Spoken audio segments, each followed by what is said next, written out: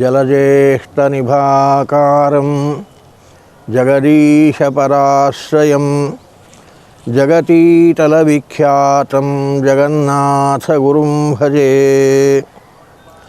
ಮನವಚನ ಕತಿದೂರ ನೆನೆವರನನುಸರಿಸಿ ತಿರುಗುವನು ಜಾಹ್ನವಿ ಜನಕ ಜನರೊಳಗಿದ್ದು ಜನಿಸುವ ಜಗದುದರ ತಾನು. ಘನ ಮಹಿಮ ಗಾಂಗೇಯನುತ ಗಾಯನವ ಕೇಳುತ್ತ ಗಗನಚರ ವಾಹನ ದಿವೌಕಸರೊಡನೆ ತಿರುಗುವನು ಮನೆ ಮನೆಗಳಲ್ಲಿ. ಹರಿಕಥಾಮೃತ ಸಾರದ 2ನೆಯ ಸಂಧಿ ಕರುಣಾಸಂಧಿಯಲ್ಲಿ 4ನೆಯ ಪದ್ಯದ ಚಿಂತನೆಯನ್ನು ನಿನ್ನೆ ಮಾಡುತ್ತಾ ಇದ್ದೆವು. ಅರ್ಧ ಆಗಿದೆ. ಪೂರ್ವಾರ್ಧವನ್ನು ನೋಡಿದ್ದೇವೆ. ಉತ್ತರಾರ್ಧವನ್ನು ಚಿಂತನೆ ಮಾಡಬೇಕಾಗಿದೆ.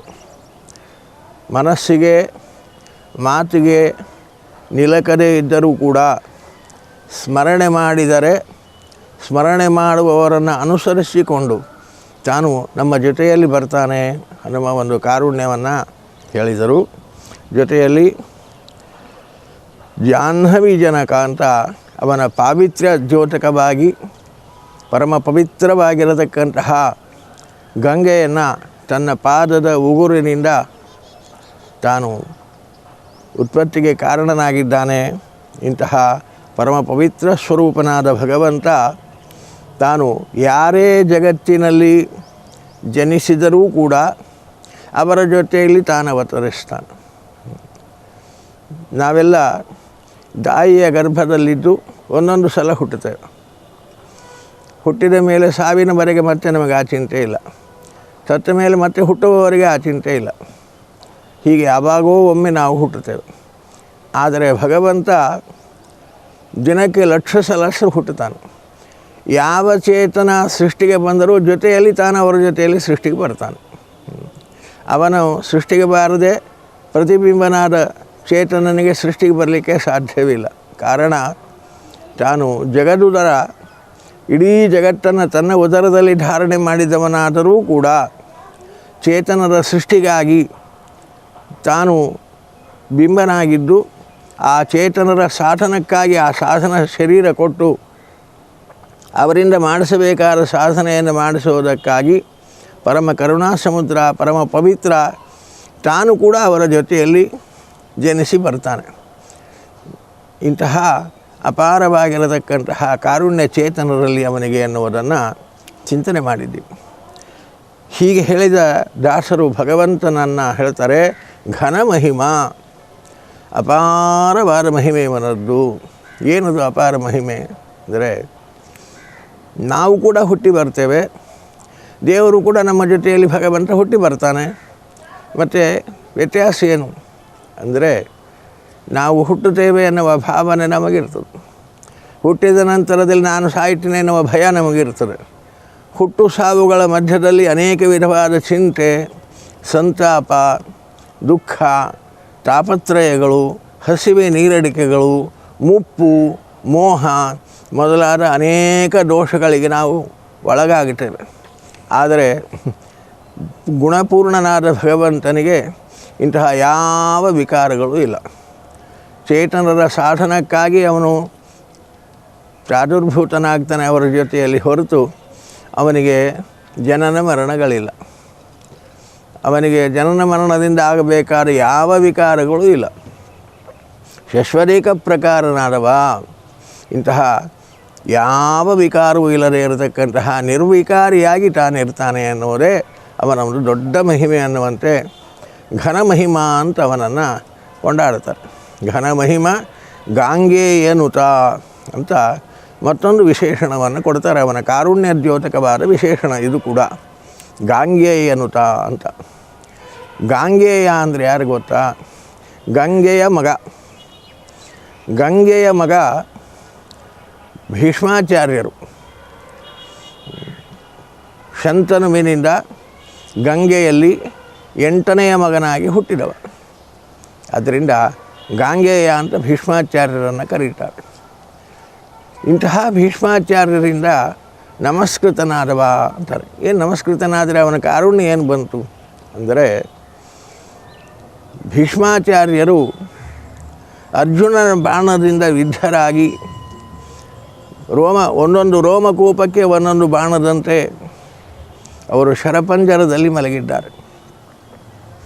ಶರಪಂಜರದಲ್ಲಿ ಮಲಗಿ ಇನ್ನು ಹೆಚ್ಚು ಸಮಯ ಇಲ್ಲ, ತಾನು ಪ್ರಯಾಣ ಮಾಡಬೇಕು, ದೇಹತ್ಯಾಗ ಮಾಡಬೇಕು ಅಂತ ಆಲೋಚನೆ ಮಾಡುವಾಗ ಆ ಕಡೆಯ ಸಮಯದಲ್ಲಿ ಅವರು ಕೃಷ್ಣನನ್ನು ಮನಸ್ಸಾ ಸ್ಮರಿಸ್ತಾರೆ. ಕೃಷ್ಣ ಇಲ್ಲ ಅಲ್ಲಿ, ಮನಸ್ಸಿನಿಂದ ಭೀಷ್ಮಾಚಾರ್ಯರು ಕೃಷ್ಣನನ್ನು ಸ್ಮರಣೆ ಮಾಡ್ತಾರೆ. ಯಾವ ಕೃಷ್ಣ ನನ್ನ ಮೇಲೆ ದಯೆ ತೋರಿದನೋ ಆ ಕೃಷ್ಣ ಹೊರಗೆ ನಿಂತು ದಯೆ ತೋರಿದವ, ನನ್ನ ಮೇಲೆ ಕರುಣೆ ತೋರಿದವ, ನನಗಾಗಿ ತಾನು ಶಸ್ತ್ರ ಹಿಡಿದ ಪರಮ ಕರುಣಾ ಸಮುದ್ರ, ನನ್ನ ಒಳಗೆ ಬಿಂಬನಾಗಿ ನನಗೆ ನಿಯಾಮಕನಾಗಿ ಆ ಕಾರ್ಯಗಳನ್ನೆಲ್ಲ ಅವನೇ ಮಾಡಿಸಿದ ಎನ್ನುವಂತೆ ಅವರು ಸ್ಮರಣೆ ಮಾಡ್ತಾರೆ ಕೃಷ್ಣನನ್ನು. ಹೊರಗಿದ್ದ ಕೃಷ್ಣನಿಗೂ ಒಳಗಿದ್ದ ತನ್ನ ಬಿಂಬಕ್ಕೂ ಐಕ್ಯ ಚಿಂತನೆಯನ್ನು ಮಾಡ್ತಾ ಕೃಷ್ಣನನ್ನು ಸ್ಮರಣೆ ಮಾಡ್ತಾರೆ ಭೀಷ್ಮಾಚಾರ್ಯರು. ಸ್ಮರಣೆ ಮಾಡಿದಾಗ ಅವರು ಸ್ಮರಣೆ ಮುಗಿಸಿ ಕಣ್ಣು ತೆಗೆಯುವಾಗ ಎದುರುಗಡೆಯಲ್ಲಿ ಕೃಷ್ಣ ಇದ್ದಾನೆ. ಜನೆಬರನು ಅನುಸರಿಸಿ ತಿರುಗುವನು ಅಂತಾರಲ್ಲ, ಹಾಗೆ ಅವನು ಎದುರುಗಡೆಗೆ ನಿಂತುಬಿಟ್ಟಿದ್ದಾನೆ. ಅಜ್ಜ ನಿನಗೆ ನಮಸ್ಕಾರ ಮಾಡ್ತೇನೆ ಅಂತ ನಮಸ್ಕಾರ ಮಾಡ್ತಾಯಿದ್ದೆ. ಒಳಗಿನಿಂದ ಭೀಷ್ಮಾಚಾರ್ಯರು ನಮಸ್ಕಾರ ಮಾಡ್ತಾಯಿದ್ರೆ ಹೊರಗಿನಿಂದ ಬಂದು ತಾನು ಅಜ್ಜ ಅಂತ ನಮಸ್ಕಾರ ಮಾಡ್ತಾನೆ. ಭೀಷ್ಮಾಚಾರ್ಯರಿಗೆ ಆನಂದವೂ ಆನಂದ. ಯಾವ ಕೃಷ್ಣನನ್ನು ನಾನು ಸ್ಮರಣೆ ಮಾಡ್ತಾ ಇದ್ದನೋ ಆ ಕೃಷ್ಣನ ದರ್ಶನ ನನಗೆ ಅಂತ್ಯಕಾಲದಲ್ಲಿ ಆಯಿತು ಅಂತ ಸ್ತೋತ್ರ ಮಾಡ್ತಾರೆ. ಅನುಸ್ಮೃತಿ ಅಂತ ಮಹಾಭಾರತದಲ್ಲಿ ಅನುಸ್ಮೃತಿ ಅಂತ ಇದೆ. ಹೊರಗಡೆಗೆ ಇದ್ದ ಕೃಷ್ಣನನ್ನು ಒಳಗಿದ್ದ ಬಿಂಬನನ್ನು ಅನುಸರಿಸಿ ಸ್ಮರಣೆ ಮಾಡ್ತಾ ಇದ್ರಲ್ಲ, ಅದನ್ನು ಅನುಸ್ಮೃತಿ ಅಂತ ಮಹಾಭಾರತದಲ್ಲಿ ಒಂದು ದೊಡ್ಡ ಅಧ್ಯಾಯವನ್ನೇ ಮಾಡಿದ್ದಾರೆ. ಅವರ ಸ್ಮರಣೆ ಹೇಗಿತ್ತು, ಆ ಐಕ್ಯ ಚಿಂತನೆಯ ವಿಚಾರ ಹೇಗಿತ್ತು ಅನ್ನೋದನ್ನೇ ತಿಳಿಸಲಿಕ್ಕೆ ಮಹಾಭಾರತದಲ್ಲಿ ಒಂದು ಅಧ್ಯಾಯ ಉಂಟು. ಅನುಸ್ಮೃತಿ ಅಂತ ಕರೀತಾರೆ ಅದನ್ನು. ಇದು ಒಂದು ರೀತಿ ಪ್ರಾಸಂಗಿಕವಾಗಿ ಇಲ್ಲಿ ಒಂದು ಕಥೆಯನ್ನು ಅವಶ್ಯವಾಗಿ ತಿಳಿಯಬೇಕಾಗಿರತಕ್ಕಂಥದ್ದು. ಗಾಂಗೇಯನುತ ಅನ್ನುವಲ್ಲಿ ಗಾಂಗೇಯ ಅಂದರೆ ಗಂಗೆಯ ಮಗ ಅವನು ಭೀಷ್ಮ, ಅವನಿಂದ ನೃತನಾದವ ಎನ್ನುವರಾಗಿ ಆ ಕಥೆಯನ್ನು ನಾವು ಚಿಂತನೆ ಮಾಡಿದ್ವಿ. ಭೀಷ್ಮ ಗಂಗೆಯ ಮಗನಾಗಿ ಹುಟ್ಟಿದ್ದೇ ಒಂದು ಆಶ್ಚರ್ಯಕರವಾಗಿರತಕ್ಕಂತಹ ಪ್ರಸಂಗವನ್ನು ಮಹಾಭಾರತ ಹೇಳ್ತದೆ. ಆ ಭೀಷ್ಮರ ಉತ್ಪತ್ತಿ ಕಥೆ ಪ್ರಾಸಂಗಿಕವಾಗಿ ಆಚಾರ್ಯರು ಅದನ್ನು ನಮಗೆ ತಾತ್ಪರ್ಯ ನಿರ್ಣಯದಲ್ಲಿ ಬಹಳ ಚೆನ್ನಾಗಿ ತಿಳಿಸಿ ಹೇಳಿದ್ದಾರೆ. ಗಂಗೆ ದೇವತಾ ಸ್ತ್ರೀ, ಶಂತನು ಮನುಷ್ಯ, ಇವರಿಬ್ಬರಲ್ಲಿ ಇವರ ಸಂಗ ಆಗಿ ಹುಟ್ಟಿದವನು ಭೀಷ್ಮ. ಇದೊಂದು ವಿಚಿತ್ರವಾಗಿ ಕಾಣುತ್ತದೆ ಕಥೆ. ಆದ್ದರಿಂದ ಆ ಜನ್ಮ ರಹಸ್ಯವನ್ನು ಸ್ವಲ್ಪ ಇಂದು ನಾವು ಚಿಂತನೆ ಮಾಡೋಣ. ಭೀಷ್ಮಾಚಾರ್ಯರು ಮೂಲ ರೂಪದಲ್ಲಿ ವಸುಗಣಕ್ಕೆ ಸೇರಿದವರು. ದೇವತೆಗಳಲ್ಲಿ ಗಣದೇವತೆಗಳು ಅಂತಿದ್ದಾರೆ ಕೆಲವರು. ವಸುಗಣ, ರುದ್ರಗಣ, ಮರುದ್ಗಣ, ಹೀಗೆಲ್ಲ ಅನೇಕ ಗಣದೇವತೆಗಳಿದ್ದಾರೆ. ಒಂದೊಂದು ಗಣದಲ್ಲಿ ಅನೇಕ ಜನ ದೇವತೆಗಳು. ವಸುಗಣದಲ್ಲಿ 8 ಜನ ಇದ್ದಾರೆ, ರುದ್ರಗಣದಲ್ಲಿ 11 ಜನ, ಆದಿತ್ಯ ಗಣದಲ್ಲಿ 12 ಜನ, ಮರುದ್ಗಣದಲ್ಲಿ 49 ಜನ. ಹೀಗೆಲ್ಲ ಗಣದೇವತೆಗಳು, ಗುಂಪು ಗುಂಪಾಗಿರುವ ದೇವತೆಗಳವರು. ಹಾಗೆ ವಸುಗಣದಲ್ಲಿ ಸೇರಿದವರು ಇವರು. ವಸುಗಣದಲ್ಲಿ 8 ಜನ. 8 ಜನರಲ್ಲಿ 8ನೆಯ ಇವನು ಜ್ಯು ಅಂತ ಅವನ ಒಂದೇ ಅಕ್ಷರದ ಹೆಸರು, ಜುನಾಮಕ ವಸು. ಈ ಜುನಾಮಕ ವಸುವಿಗೆ ಒಬ್ಬ ಹೆಂಡತಿ ಇದ್ದಾಳೆ, ವರಾಂಗಿ ಅಂತ ಅವಳ ಹೆಸರು. ಈ ವರಾಂಗಿ ಒಂದು ದಿನ ವಿಮಾನದಲ್ಲಿ ಕುಳಿತು ತಾನು ಆಕಾಶದಲ್ಲಿ ಸಂಚಾರ ಮಾಡುವಾಗ ಒಂದು ಅರಮನೆಯ ಮೇಲೆ ಒಬ್ಬ ರಾಜಕುಮಾರಿ ವಿಹಾರ ಮಾಡುವುದನ್ನು ನೋಡ್ತಾಳೆ. ಏನೋ ಅಪೇಕ್ಷೆ ಅವಳಿಗೆ. ಬಂದು ಆ ರಾಜಕುಮಾರಿಯ ಪರಿಚಯ ಮಾಡಿಕೊಡ್ತಾಳೆ. ಆ ರಾಜಕುಮಾರಿಯ ಹೆಸರು ಕೇಳುವಾಗ ಆ ರಾಜಕುಮಾರಿ ಹೇಳ್ತಾಳೆ, ನನ್ನ ಹೆಸರು ವರಾಂಗಿ. ಓ, ನನ್ನ ಹೆಸರು ವರಾಂಗಿ, ನಿನ್ನ ಹೆಸರು ವರಾಂಗಿ, ಸಮಾನ ನಾಮಧೇಯ. ಏನೋ ಒಂದು ರೀತಿಯ ಪ್ರೀತಿ, ಅಂತಃಕರಣ ಕಲಿತದೆ, ಸ್ನೇಹ ಕಲಿತದೆ ಆ ಇಬ್ಬರೂ ವರಾಂಗಿಯರಿಗೆ. ರಾಜಕುಮಾರಿ ವರಾಂಗಿಗೂ ಜುನಾಮಕ ವಸುವಿನ ಹೆಂಡತಿ ವರಾಂಗಿಗೂ. ಹೀಗೆ ದಿನಾ ತಾನು ವಿಮಾನದಲ್ಲಿ ಸಂಜೆ ಬರೋದು, ಆ ವರಾಂಗಿ ರಾಜಕುಮಾರಿಯನ್ನು ಭೇಟಿಯಾಗೋದು, ಹೋಗೋರು, ಹೀಗೆ ನಡೀತದೆ. ಒಂದು ದಿನ ಜುನಾಮಕ ವಸುವಿನ ಹೆಂಡತಿ ವರಾಂಗಿಗೆ ಒಂದು ಆಲೋಚನೆ ಬರ್ತದೆ. ನನ್ನ ಗೆಳತಿಯ ರಾಜಕುಮಾರಿ ವರಾಂಗಿ ಮನುಷ್ಯಳು, ಅವಳಿಗೆ ಸಾವು ಬೇಗ ಬರ್ತದೆ. ಮರ್ತ್ಯರು, ಮರಣಶೀಲರವರು. ಕಾರಣ ಅವಳು ಸುದೀರ್ಘ ಕಾಲ ನನ್ನ ಜೊತೆಯಲ್ಲಿರಬೇಕು. ಅವಳ ಸ್ನೇಹ ನನಗೆ ಚಿರಕಾಲ ಇರಬೇಕು. ಅವಳು ಚಿರಕಾಲ ಬದುಕಬೇಕಾದರೆ ಏನು ಮಾಡಬೇಕು? ಆಲೋಚನೆ ಮಾಡಿ ಒಂದು ನಿರ್ಣಯಕ್ಕೆ ಬರ್ತಾಳೆ. ವಸಿಷ್ಠರ ಆಶ್ರಮದಲ್ಲಿರುವ ಕಾಮಧೇನುವಿನ ಮಗಳು ನಂದಿನಿ ಆ ಗೋವಿನ ಹಾಲನ್ನು ಕುಡಿದರೆ ಅವಳ ಆಯುಷ್ಯ ಅಭಿವೃದ್ಧಿ ಆಗ್ತದೆ, ಚಿರಂಜೀವಿ ಆಗ್ತಾಳೆ. ಆ ನಂದಿನಿಯ ಹಾಲನ್ನು ಆ ರಾಜಕುಮಾರಿಗೆ ಕುಡಿಸಬೇಕು, ಬಹುದೀರ್ಘಕಾಲ ಅವಳ ಜೊತೆಯಲ್ಲಿ ನಾನು ಸ್ನೇಹದಿಂದ ಇರಬೇಕು ಅಂತ ಬಯಸಿ ತನ್ನ ಗಂಡನ ಮುಂದೆ ಹೇಳ್ತಾಳೆ. ಜುನಾಮಕ ವಸುವಿಗೆ ಹೇಳ್ತಾಳೆ, ಅದನ್ನು ನನ್ನ ಗೆಳತಿ ವರಾಂಗಿಗೆ ಆ ನಂದಿನಿಯ ಹಾಲನ್ನು ಕುಡಿಸಬೇಕು ಕೆಲವು ದಿನಗಳ ಕಾಲ, ಅವಳು ಸುದೀರ್ಘವಾಗಿ ನನ್ನ ಜೊತೆ ಇರಬೇಕು, ಅದು ನನ್ನ ಅಪೇಕ್ಷೆ. ಜುನಾಮಕ ವಸು ನಕ್ಕು ಬಿಟ್ಟ. ಅದು ಆಗದ ಕೆಲಸ. ಯಾವುದೇ ಕೆಲಸವನ್ನು ನಾವು ಆಲೋಚನೆ ಮಾಡಿದರೆ ಅದು ಸಾಧ್ಯವೋ ಅಸಾಧ್ಯವೋ ಆಲೋಚನೆ ಮಾಡಿ ನಿರ್ಣಯ ತಗೋಬೇಕು. ಇದು ಅಸಾಧ್ಯದ ಕೆಲಸ, ಇದನ್ನು ಆಲೋಚನೆ ಮಾಡಬೇಡ, ಬಿಟ್ಟುಬಿಡು ಅಂತ ಹೇಳ್ತಾನೆ ಜುನಾಮಕ ವಸು. ಆದರೆ ಹೆಂಡತಿಗೆ ಸಮಾಧಾನ ಆಗಲ್ಲ. ಮತ್ತೆ ದಿನ ಹಠ ಮಾಡ್ತಾಳೆ, ಹೇಗಾದರೂ ಮಾಡಿ ಆ ನಂದಿನಿಯ ಹಾಲನ್ನು ನನ್ನ ಗೆಳತಿಗೆ ಕುಡಿಸಬೇಕು ಅನ್ನುವ ಹಠ. ಜುನಾಮಕ ವಸುವಿಗೆ ಇದು ಒಂದು ರೀತಿಯ ಪೀಕಲಾಟ. ಬೇಡ ಅಂದರೆ ಕೇಳ್ತಾ ಇಲ್ಲ, ಹೇಳಿದ್ದು ಅರ್ಥ ಮಾಡಿಕೊಳ್ತಾ ಇಲ್ಲ. ಆ ನಂದಿನಿ ಹಾಲು ವಸಿಷ್ಠರ ಆಶ್ರಮದಲ್ಲಿದೆ, ಅದನ್ನು ತಂದು ಅದರ ಹಾಲು ಕುಡಿಸೋದು ಅಷ್ಟು ಸುಲಭದ ಕೆಲಸ ಅಲ್ಲ. ಏನು ಮಾಡಬೇಕು ಆಲೋಚನೆ ಮಾಡಿ ಒಮ್ಮೆ ತನ್ನ ಅಣ್ಣಂದಿರು 7 ಜನ ಅಣ್ಣಂದಿರಿದ್ದರಲ್ಲ ಅವರಿಗೆಲ್ಲ ಹೇಳ್ತಾನೆ ಜುನಾಮಕ ವಸು, ನಾನು ವಸಿಷ್ಠರ ಆ ನಂದಿನಿ ಗೋವನ್ನು ಕದ್ದು ತರಬೇಕು ಅಂತ ಆಲೋಚನೆ ಮಾಡಿದ್ದೀನಿ, ಸ್ವಲ್ಪ ನನಗೆ ಸಹಾಯ ಮಾಡಿರಿ.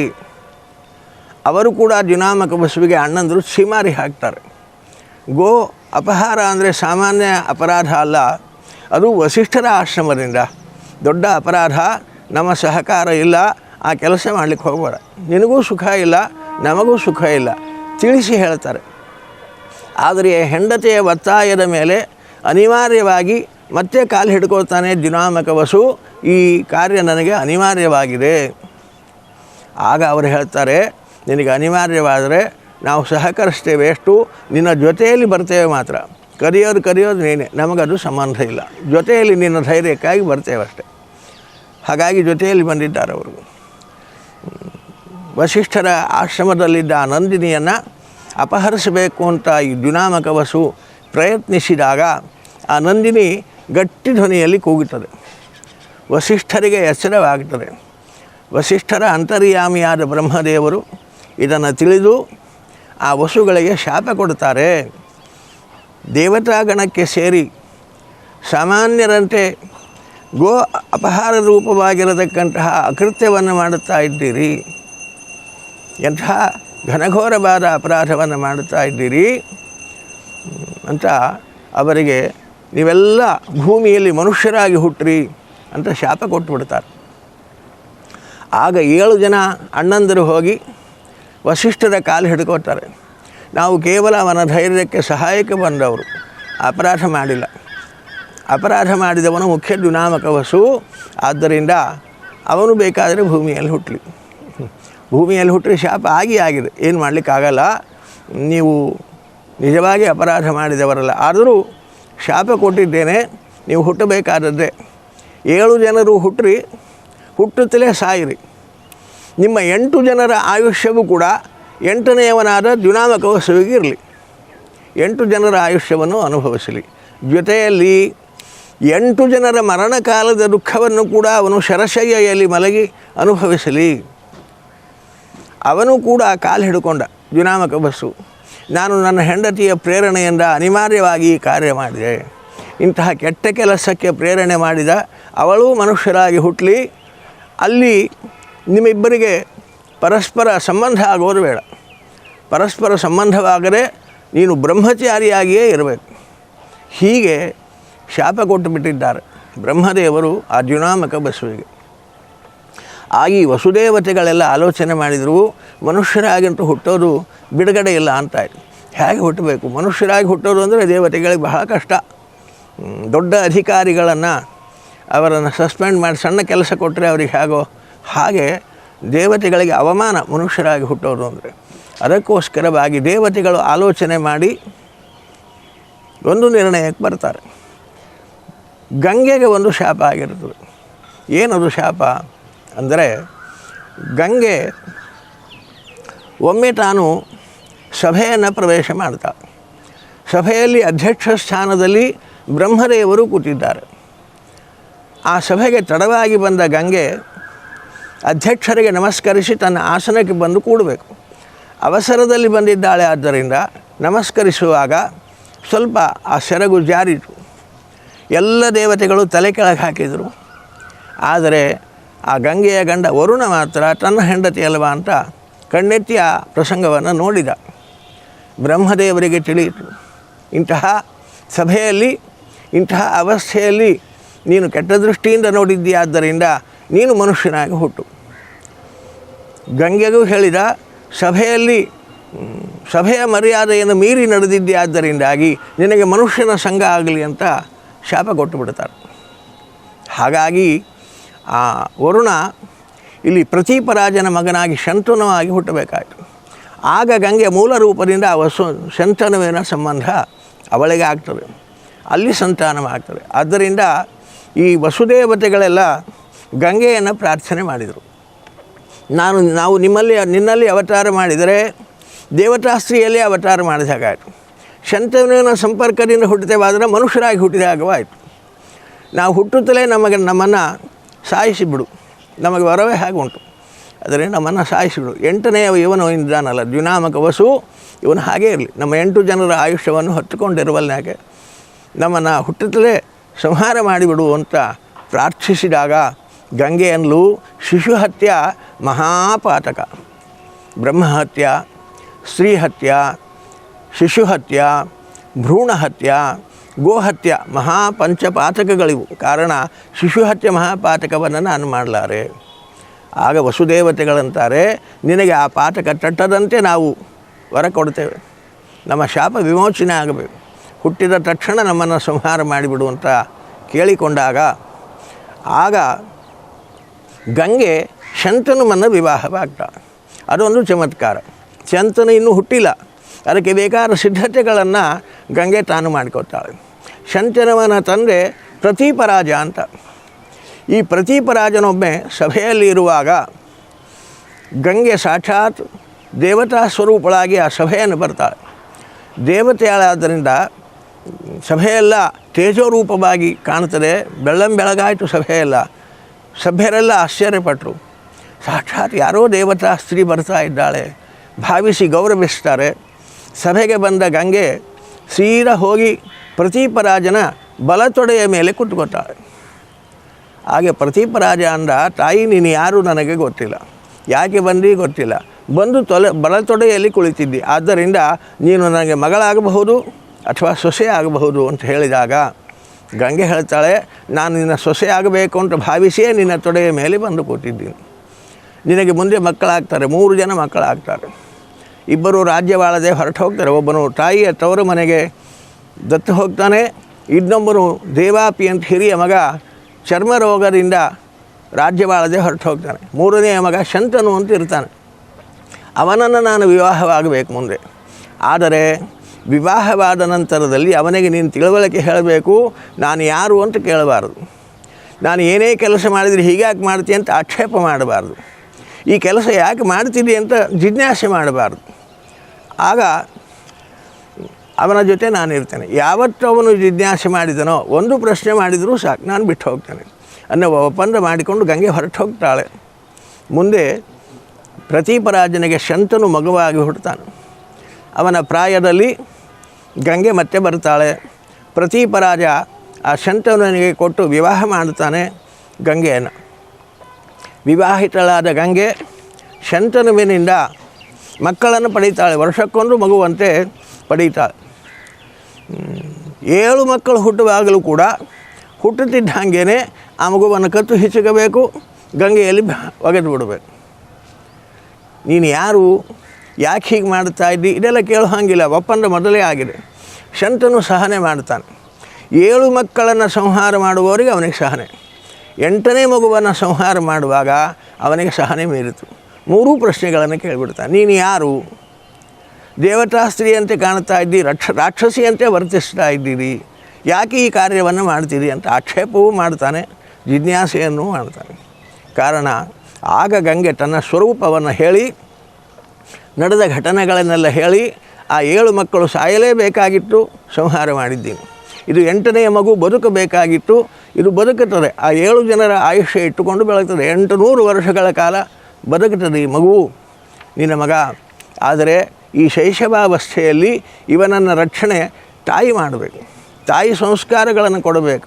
ಹಾಗಾಗಿ ನಾನು ಇವನನ್ನು ದೇವಲೋಕಕ್ಕೆ ಕರೆದುಕೊಂಡು ಹೋಗಿ ಸಂಸ್ಕಾರ ಕೊಟ್ಟು ಬೆಳೆದ ನಂತರದಲ್ಲಿ ನಿನಗೆ ತಂದು ಒಪ್ಪಿಸ್ತೇನೆ ಅಂತ ಗಂಗೆ ಅವನನ್ನು ಕರೆದುಕೊಂಡು ದೇವಲೋಕಕ್ಕೆ ಹೋಗಿ ದೇವವ್ರತ ಅಂತ ನಾಮಕರಣ ಮಾಡಿ ನಂತರದಲ್ಲಿ ಶಂತನುವಿಗೆ ಒಪ್ಪಿಸ್ತಾಳೆ.